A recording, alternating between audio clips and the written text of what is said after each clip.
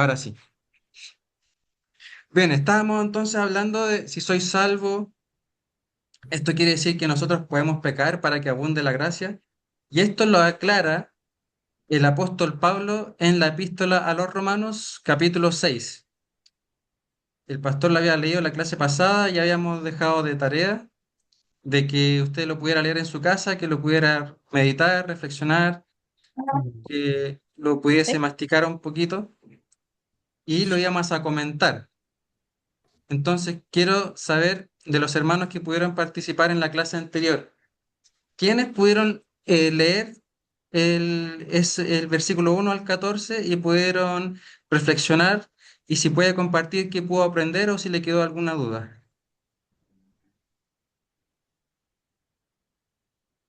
Yo sé, Daniel, hermanito, Hermanita Arelis. ajá, mira, yo pude ahí entender que Pablo argumenta que la gracia de Dios no es una licencia para pecar, o sea que Amén. no es un llamado, es un llamado para vivir con una vida santa. No, no quiere decir que la gracia no es una excusa para pecar, pues. Entonces hay que entender bien eso porque no es que, ay, tenemos una licencia para pecar porque somos salvos y no, tenemos que vivir en obediencia, en respeto y en amor a Dios. Amén. Amén. ¿Hay alguien más que pudo hacerse un tiempito y pudo leer y que quiera compartir lo que pudo aprender o si le quedó alguna duda? Yo Ya. quería como más que una duda, ¿Sí? porque aquí se puede provocar una confusión a veces los hermanos, porque también, no en esta iglesia, pero en alguna iglesia se dice que la persona que no se bautiza no es salva o no tiene parte Claro. en el reino. Porque en el versículo 4 dice, porque somos sepultados juntamente con él, hablando de Jesús, dice, con él para muerte por el bautismo, a fin de que como Cristo resucitó de los muertos por la gloria del Padre, así también nosotros andemos en vida nueva. Porque sepultados juntamente con él para muerte por el bautismo. Entonces, esa, como que por el bautismo estamos tiene acceso, como se dice, a la vida eterna o a la salvación. Y aquí solamente una similitud, es como una comparación, que es un símbolo, que nosotros cuando nos bautizamos simbolizamos la muerte al pecado, y la misma muerte que tuvo Cristo por nosotros, porque Él murió por nosotros, no por Él, por nosotros, porque Él era, verdad, santo y no tenía pecado, pero Él cargó con nuestro pecado y él al bautizarse también nos da ese ejemplo de que nosotros damos testimonio público que estamos muriendo al pecado, estamos muriendo a la vida pecaminosa, o como se dice por ahí, a la vieja naturaleza, al viejo hombre, y que ahora andamos en una vida nueva. Y esa vida nueva, como decía nuestra hermana Arelis, es una vida buscando santificarnos, no pecando, luchando contra el pecado, porque el pecado dice aquí en la lectura, si también más adelante lo dice, que por Cristo nosotros ya el pecado no tiene poder sobre nosotros tampoco, así como no lo tuvo sobre Jesucristo. Entonces, como decía nuestra hermana Areli, que Pablo ahí nos está como reconveniendo de que no porque seamos salvos ahora, por la gracia de Cristo, vamos a pecar deliberadamente y no nos va a pasar nada. Total, no voy a perder la salvación. No es así. Todo lo contrario, tenemos que cuidarnos y guardarnos. Amén. Eso, quería un poquito ahondar en esa Amén. idea. Sí, muchos enfatizan la obra Mm, externa del bautismo porque sabemos claro, que hay un bautismo que es del corazón y la claro, sumersión en el agua es la muestra, es el simbolismo del bautismo del corazón. Entonces, muchas personas, claro, uno puede decir, sin el bautismo no somos salvos, pero claro, si hablamos del bautismo del corazón, ¿verdad? Igual eso que es lo Pablo que también hace énfasis de la circuncisión del corazón. claro, Entonces, si hablamos del bautismo como aceptar a Jesucristo y morir a nuestra vieja naturaleza y nacer de nuevo, ese bautismo claramente que nos hace salvos.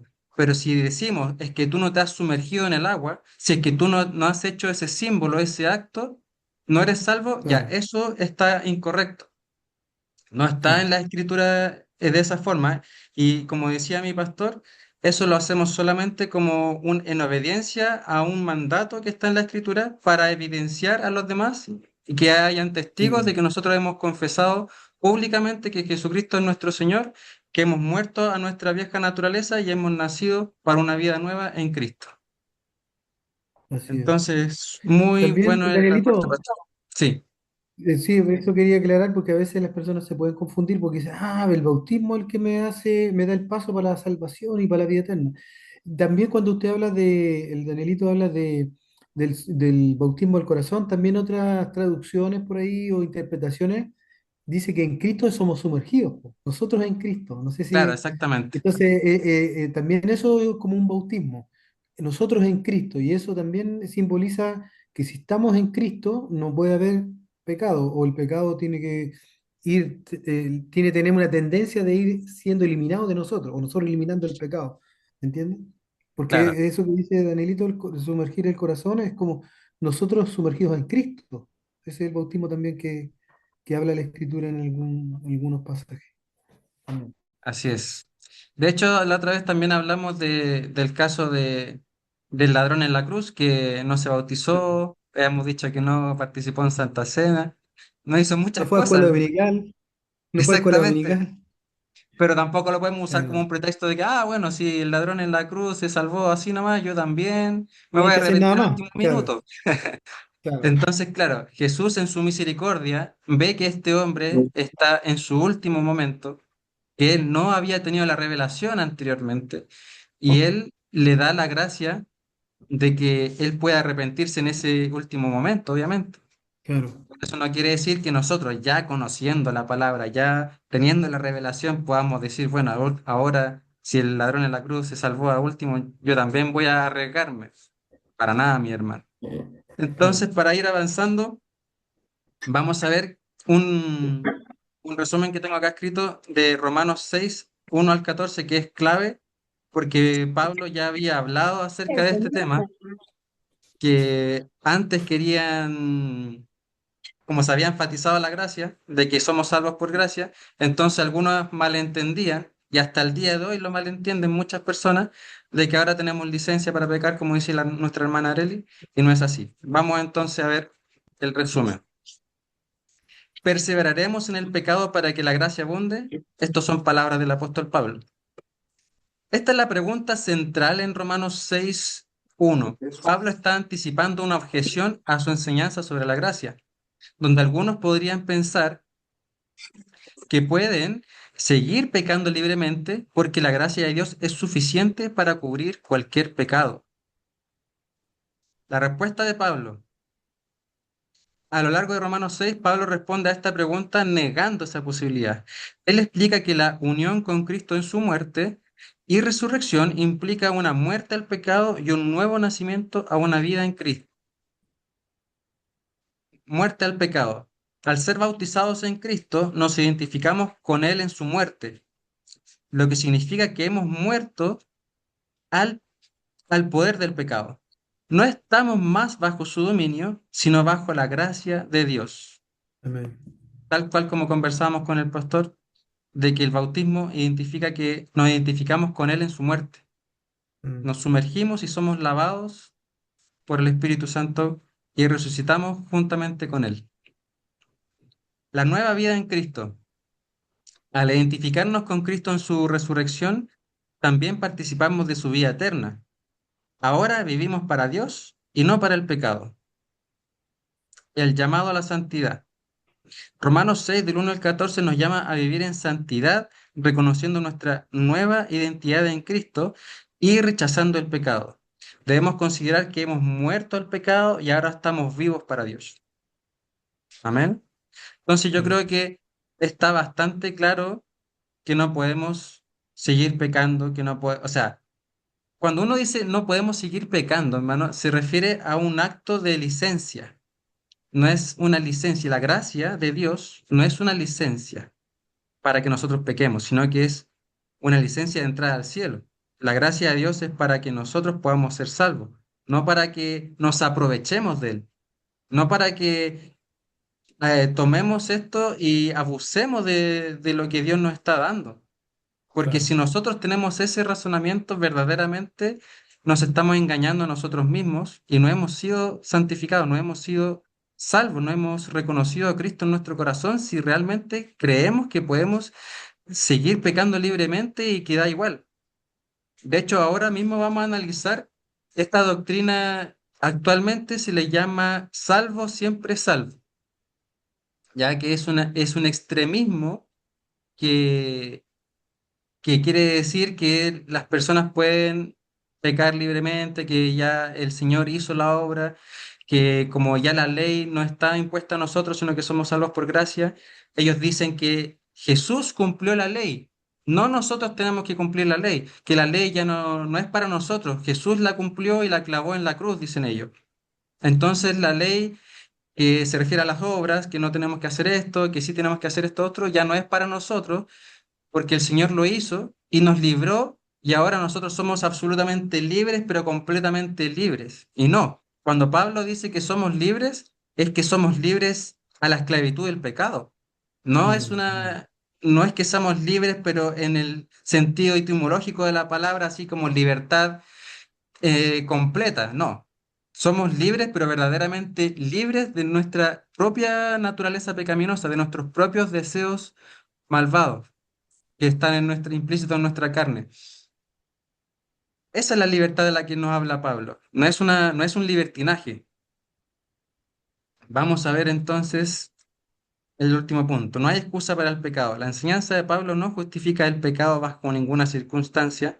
En cambio, nos capacita a vivir una vida transformada, libre del dominio del pecado y llena de la gracia de Dios.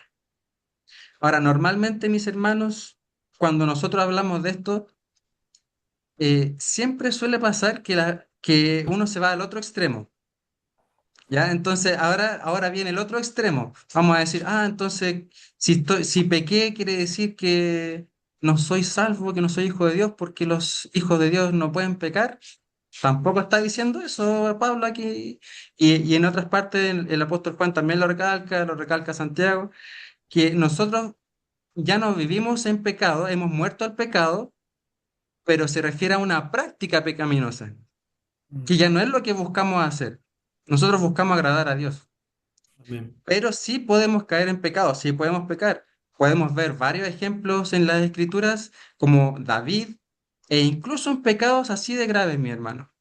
Porque muchas veces también podemos juzgar a que si alguien cae en un pecado muy grave, como una infidelidad o, o apartarse de todo lo que es la religión, la iglesia, leer la Biblia, ya no ora, ya no hace nada y se aparta. Entonces, nosotros tendemos muchas veces a juzgar que esas personas inmediatamente ya perdieron su salvación o que nunca fueron salvas, y no es así, porque en la Escritura vemos muchos ejemplos, como David, Sansón y varios otros más, donde podemos ver claramente que ellos eran hijos de Dios, solamente que habían pasado por un valle de sombra bastante largo en algunos casos, pero volvieron. La mayor evidencia de que son hijos de Dios es que finalmente se arrepintieron y volvieron a los caminos. Amén. Vamos a pasar. Yo hice una tabla comparativa, mi hermano, que ya con esto espero que quede súper claro todo el tema y puse, pero todas las categorías de lo que es, de la que es la interpretación de los que se pierde la salvación, la interpretación que nosotros creemos que no se pierde, y los que ahora que estamos introduciendo salvo siempre salvo, que son el otro extremo de que tienen esa licencia para pecar, que no es así. Vamos a verlo ahora. Diferencias importantes de las diferentes interpretaciones. Como ustedes se pueden dar cuenta, analicé varios aspectos y los puse en esta tabla. Aquí voy a pedirle que me ayuden con la lectura bíblica, para que tengan, como les había dicho en un principio, sus Biblias abiertas en el Nuevo Testamento, idealmente. No sé si el pastor me puede ayudar con Primera de Juan, capítulo 2 versículo 3 al 6, y vamos a analizar las obras. Primeramente vamos a analizar cómo se interpretan las obras a la luz de estas tres posturas. Tres, Juan.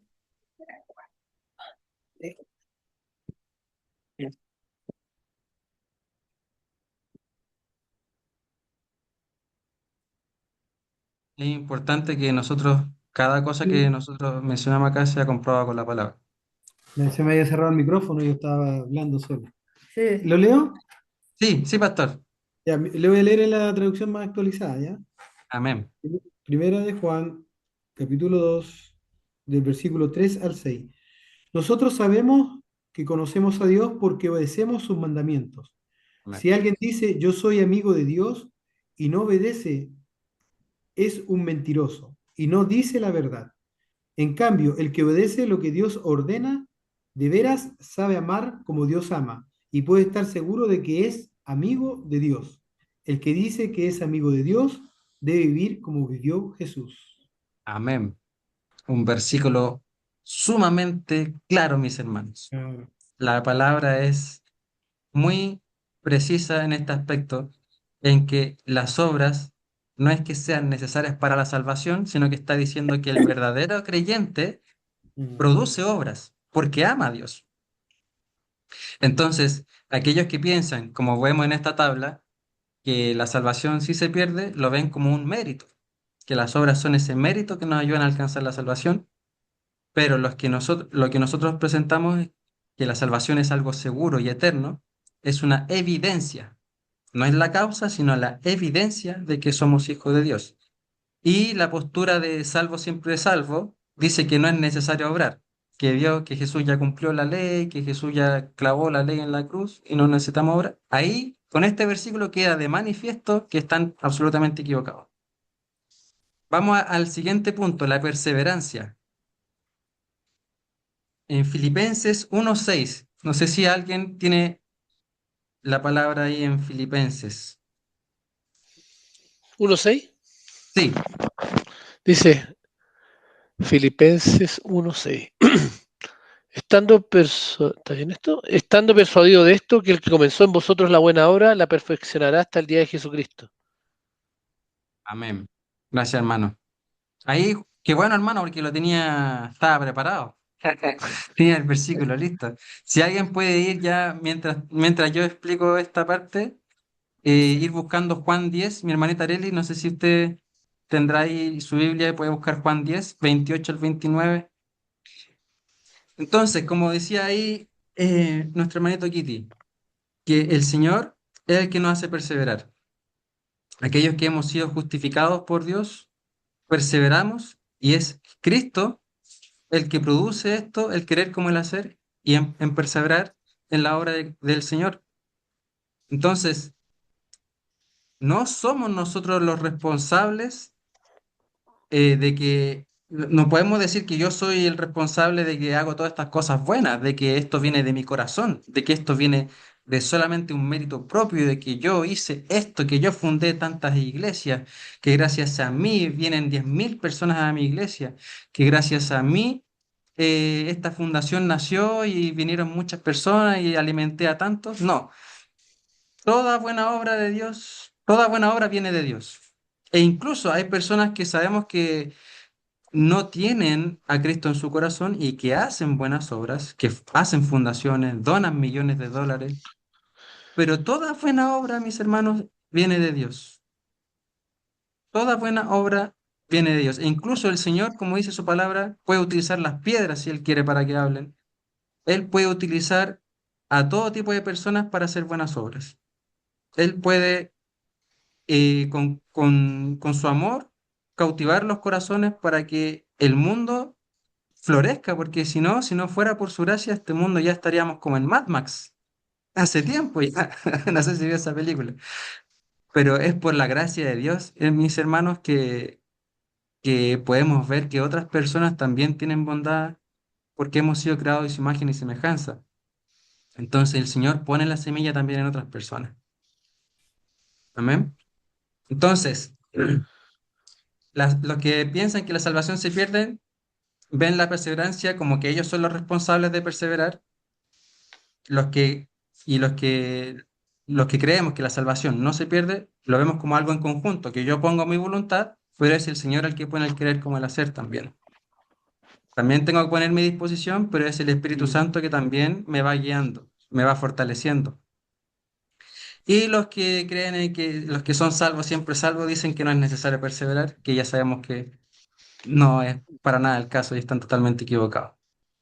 Entonces, pasamos al siguiente punto, que es la seguridad, que es garantía o convicción. Mi hermanita Arelis, ahí si usted me puede ayudar. A partir del 28 dijiste, ¿no? Sí, Que yo con mis lentes. Dice, y yo les doy vida eterna y no perecerán jamás, ni nadie les arrebatará de mi mano. Mi Padre que me las dio es mayor que todos y nadie las puede arrebatar de la mano de mi Padre. Yo soy el Padre, uno somos.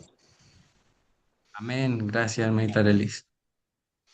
Cuando dice que nadie las puede arrebatar de su mano, nos está diciendo que ningún falso maestro los va a desviar. Si en algún momento un falso maestro viene con doctrina de demonios, como dice el apóstol Pablo, viene con doctrinas nuevas, e incluso esa persona puede estar equivocada, pero sinceramente equivocada, porque él cree que tiene la verdad, pero está enseñando algo erróneo, por ejemplo, la salvación por obra. Si él está enseñando eso y él cree que esa es la verdad, puede desviar a ciertas personas, pero para aquellos que están firmes en las manos de Dios, los que hemos confiado en Jesucristo, el Señor nos va a traer a la verdad nuevamente. Podemos muchas veces caer en otras doctrinas, podemos a veces pensar que, no sé, ahora voy a ser testigo de Jehová, ahora los mormones me dijeron esto y parece que tienen razón. No, claro, podemos desviarnos a lo mejor un tiempo y ir a visitarlo, que un testigo de Jehová vino a mi casa, me convenció de esto, pero finalmente aquellos que están en las manos de Cristo, Dios los va a hacer volver, porque dice su palabra, tal cual que no los va a apartar nadie. Nadie los va a poder apartar de su mano. Amén. ¿Ya? Entonces, en cuanto a la seguridad, aquellos que piensan que la salvación se pierde, no tienen plena seguridad. No hay una plena seguridad en ellos. Los que sí creemos, estamos totalmente seguros en Cristo, porque Él hizo toda la obra en la cruz. Y los que los que son salvos, siempre salvos, tienen una falsa seguridad. Ellos sí tienen una seguridad, pero es falsa seguridad. Vamos con el cuarto punto, los frutos. ¿Qué son los frutos? Nos hablan del carácter del cristiano. ¿Alguien tiene Mateo 7:16? Yo, hermano, A la hermanita Yubesi me dijo que sí. No se le escucha, hermana. Tiene... eh, per- ah. El manito Kitty no los va a leer para que sea más rápido. Si usted después me lee Isaías 35:10, hermana Yubesi, si es que puede. Ya, hermanito Kitty, por adelante. sus frutos los conoceréis. Por sus frutos los conoceréis. ¿Acaso se recogen uva de los espinos o higo de los abrojos? Amén. Entonces aquí nos está diciendo, Yo,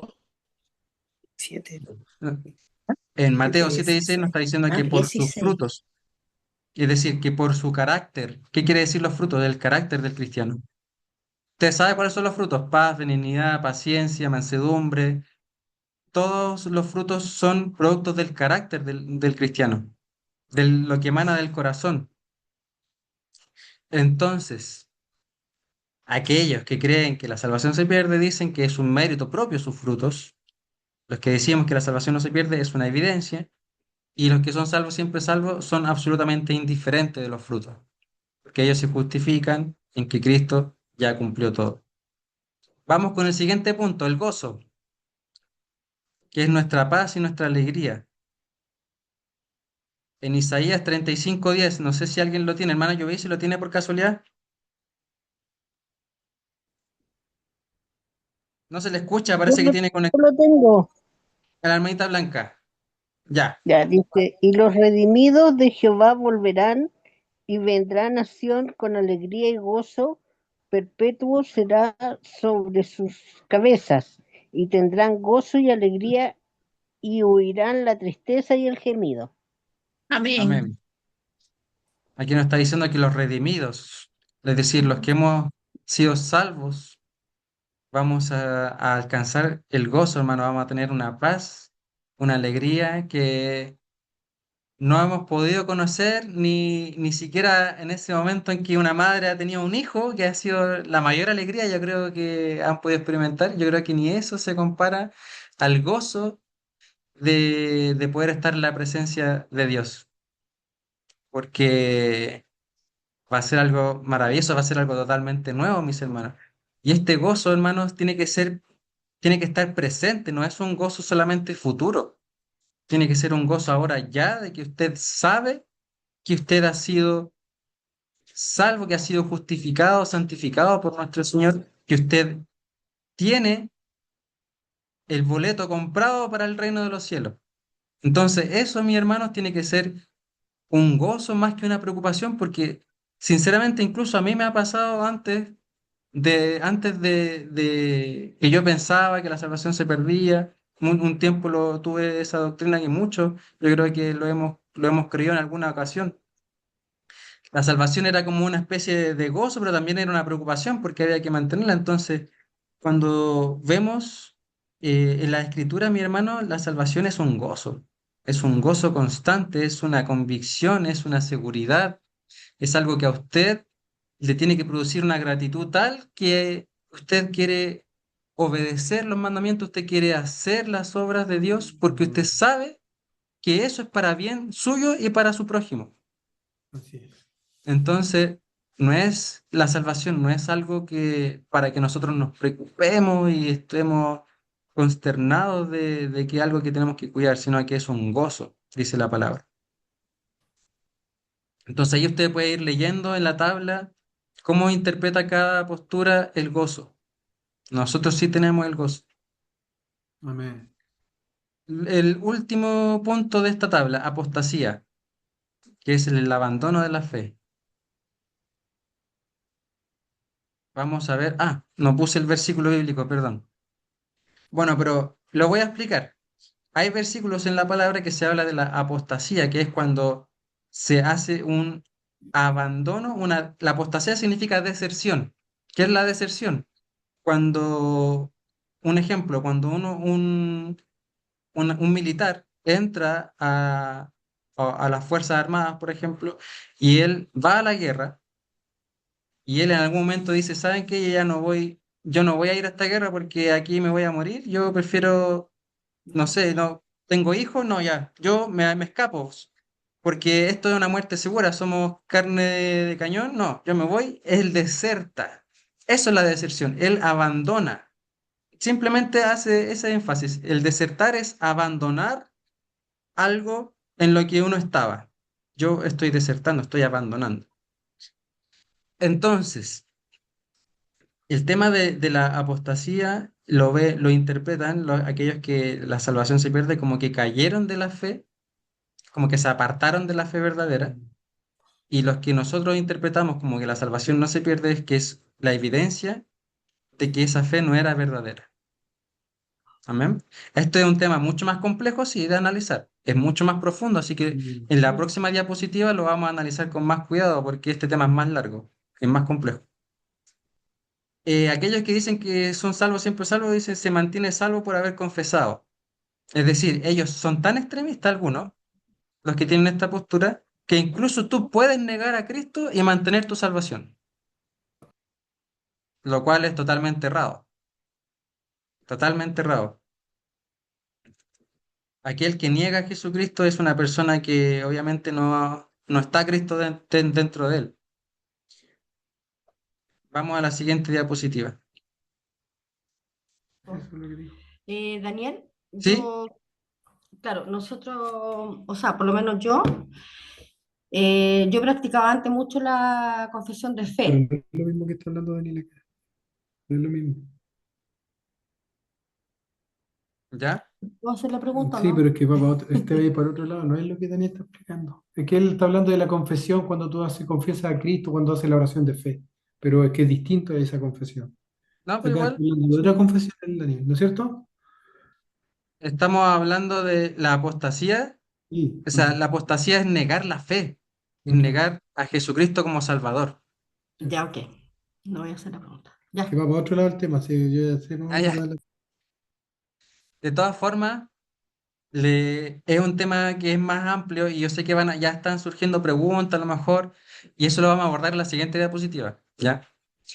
Siguiente punto, evangelismo, que son las buenas noticias.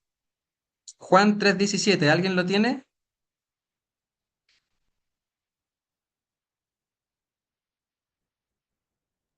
Si alguien lo tiene, hermana Joveisi, ahora sí se le escucha, tiene que acercar un poco el micrófono porque es como baja acá el, el- el rango. Ya.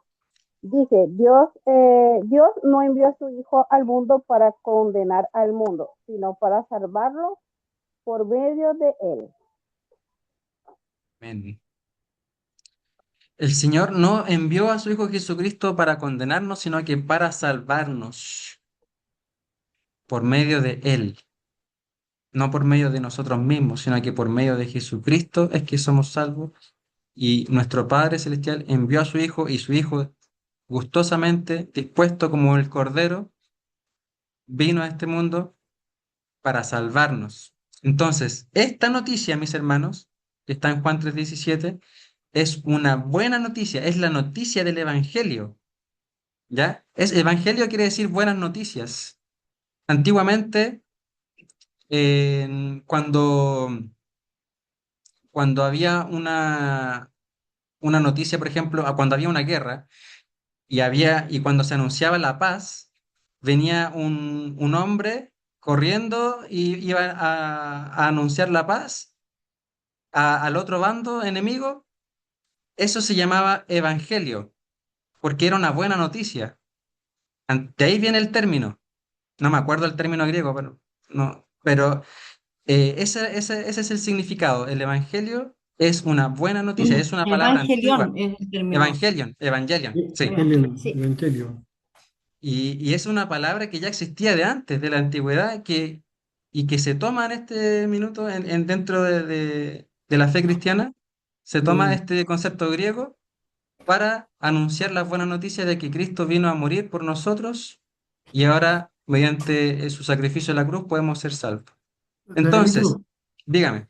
disculpe interrumpirlo. Lo que pasa es que también se daba el evangelio cuando algún rey era, no sé, pues tenía un hijo, también era una buena noticia para el pueblo. Ah, claro. Entonces también era como una buena noticia para ellos que tenían un heredero. Es por eso que nosotros debemos, cuando decimos evangelio, tenemos que decir evangelio de Cristo. Hay que ahí hacer la diferencia, porque si no, si, claro, nosotros ya Claro, hoy en entendemos día ya evangelio nadie como usa la evangelio de palabra Cristo. evangelio. Claro, ya la tenemos como clara que es de Cristo, pero también, como dice usted, a veces habían noticias buenas, pero que eran de parte del reinado, de parte, o como decía Daniel, se anunciaba la paz de una guerra, y esa es una palabra que se usaba mucho en la antigüedad, pero también evangelio, es por eso que ahora en la escritura dice evangelio de Cristo, porque es la noticia de Jesucristo, la mejor noticia. Eso es un Amén. punto también para aportar algo. Gracias, pastor. Entonces, el evangelio, ¿cómo lo interpretan aquellos que creen que la salvación se pierde? Es una noticia preocupante, porque si tú crees que la salvación la puedes perder, te están dando algo que depende de ti mantenerlo. Y nosotros siempre vamos a estar pecando porque nunca vamos a llegar a la perfección. La palabra dice que aquel que dice que no tiene pecado es mentiroso. Entonces, la noticia del Evangelio dice la palabra que es una buena noticia, es una noticia maravillosa. No tiene que ser una noticia preocupante. No es algo que te están dando y es algo frágil, es una certeza que tú una vez que confiesas a Cristo con todo tu corazón y te arrepientes, es un sello, tú ya eres sellado, entonces tú ya tienes el gozo en ese momento de la vida eterna. No es una vida temporal, nosotros adquirimos la vida eterna desde ahora. No es que se nos va a dar la vida eterna en el cielo, ahora tenemos la vida eterna. La vida eterna empezó ahora, este es el reino de los cielos. que te conozcan a ti, dice la palabra. Entonces, desde ahora que podemos gozar de las bendiciones de nuestro Señor. Siguiente punto, fortalecimiento en comunidad, la unión del cuerpo. Está en Eclesiastés capítulo 4, versículo 9.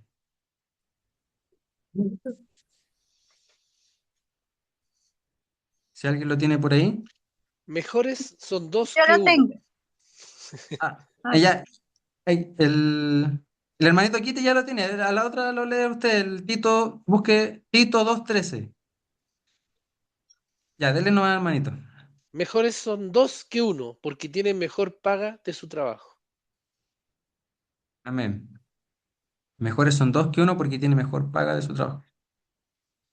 Este versículo, hermano, bueno, hay que ver el contexto también, pero nos habla de que nosotros cuando estamos en comunidad, cuando no estamos solos, cuando estamos dos o tres, mientras más seamos el cuerpo, más nos podemos fortalecer.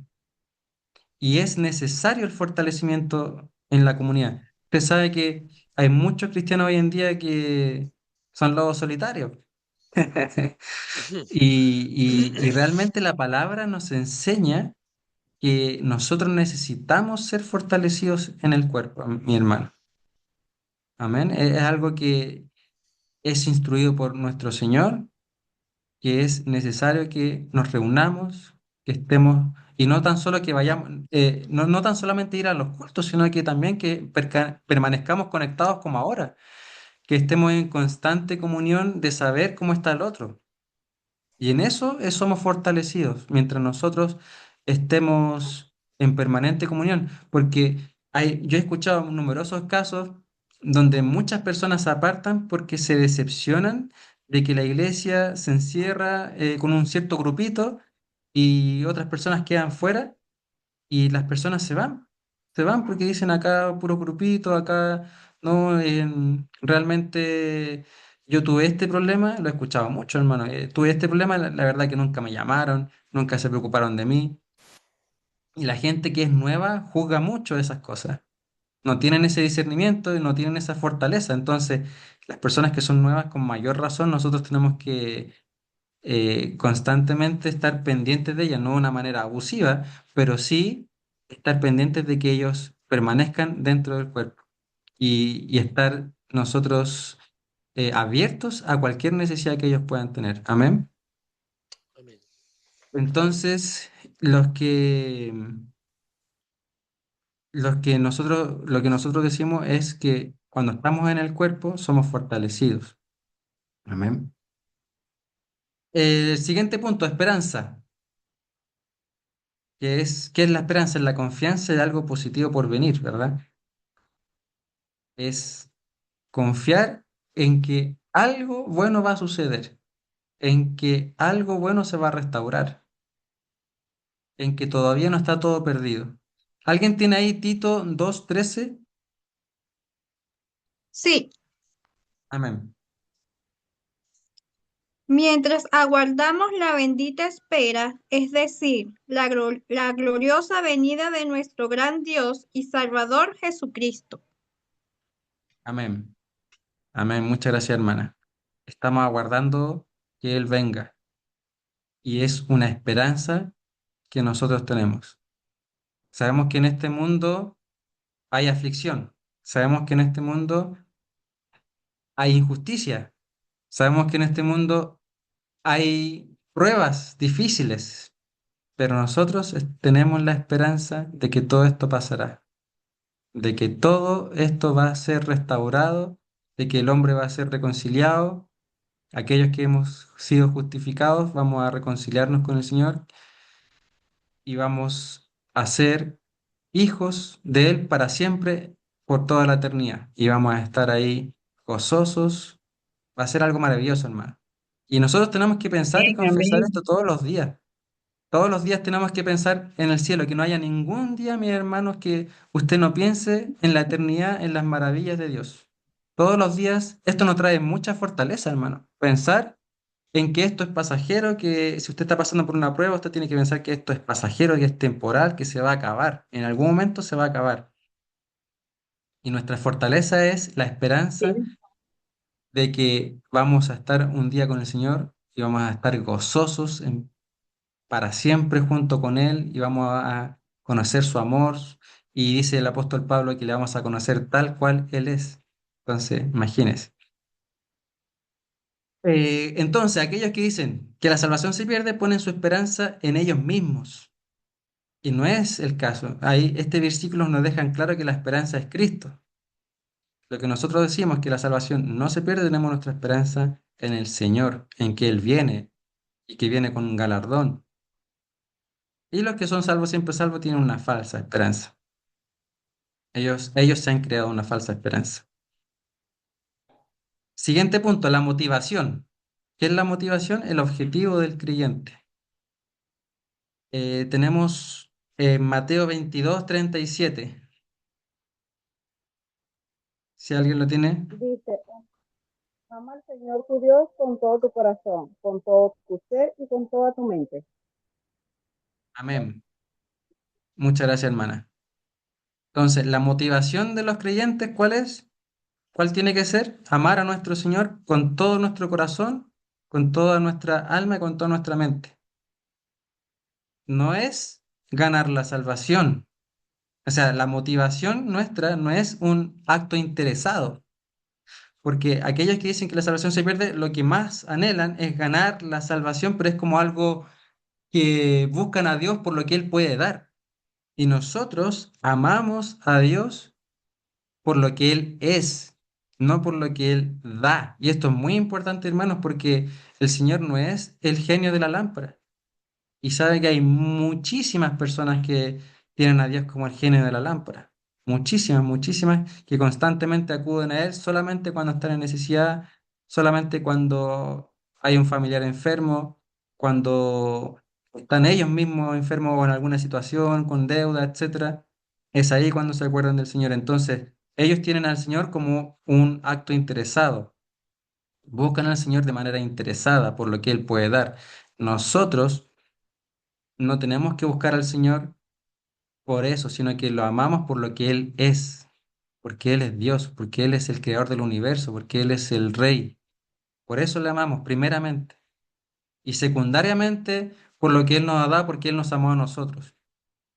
Pero lo primero es por quién es Él, por quién Él es. Entonces, siempre tengamos esto muy presente, hermano, esto es súper importante, sumamente importante que nosotros examinemos nuestra manera de amar a Dios. ¿Cómo estamos amando al Señor? ¿Lo amamos porque Él nos tiene con bendiciones? ¿Porque estamos bien de salud?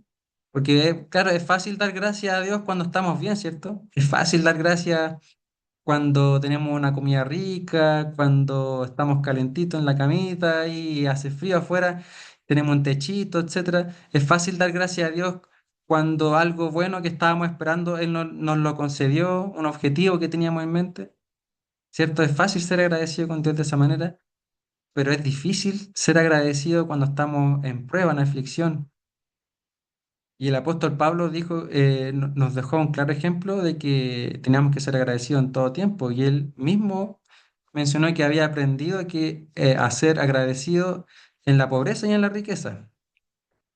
Entonces, mi hermano, eso es algo que también tenemos que examinarnos nosotros, ¿ya? Que tenemos que ser agradecidos ante todo, por todo, en las buenas y en las malas. Y como dijo Job, Jehová dio, Jehová quitó.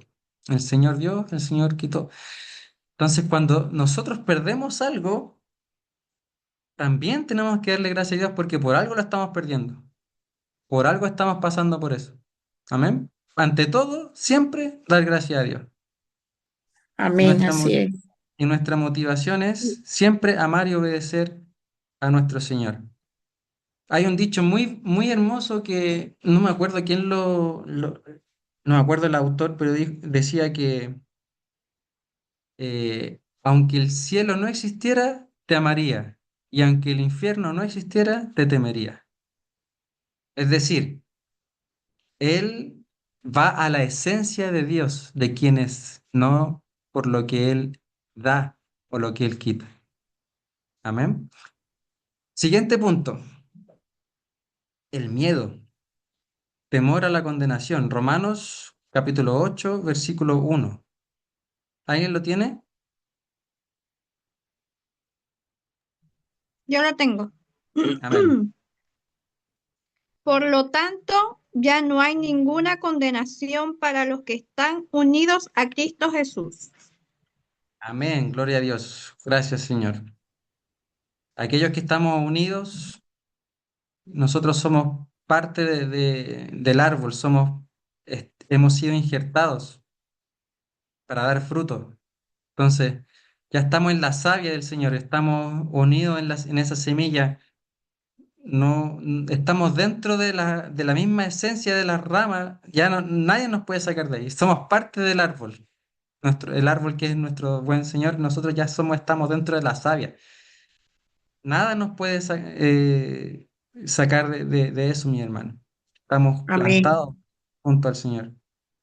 Entonces, aquellos que tienen la interpretación de que la salvación se pierde, se esfuerzan para no ser condenados. Y eso no es la motivación del verdadero creyente.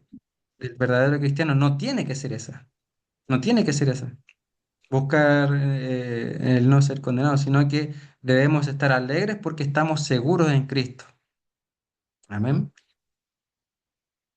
Y aquellos que dicen que son salvos, siempre salvos, dicen no tienen miedo a causa de una falsa seguridad.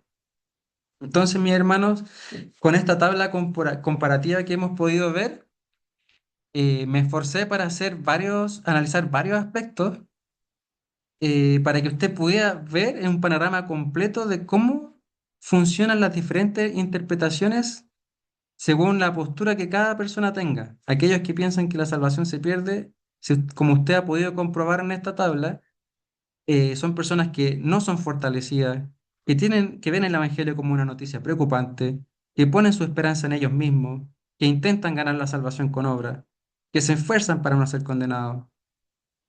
Y aquellos que tenemos la seguridad de salvación, el Evangelio lo vemos como una excelente noticia, somos fortalecidos en el cuerpo de Cristo, tenemos una esperanza que es nuestro Señor, amamos y obedecemos a Dios por quien Él es y no por lo que Él da, y nos alegramos por estar seguros en la roca. Nos alegramos por estar seguros en Cristo y no es una preocupación. Y eso, mis hermanos, espero que de verdad les haya quedado muy claro. Creo que lo voy a dejar hasta acá, tengo más diapositivas que presentar, pero vamos a ir haciendo los discipulados un poco más cortos para que usted pueda retener mayormente la información y dar un tiempo de que podamos reflexionar y podamos compartir.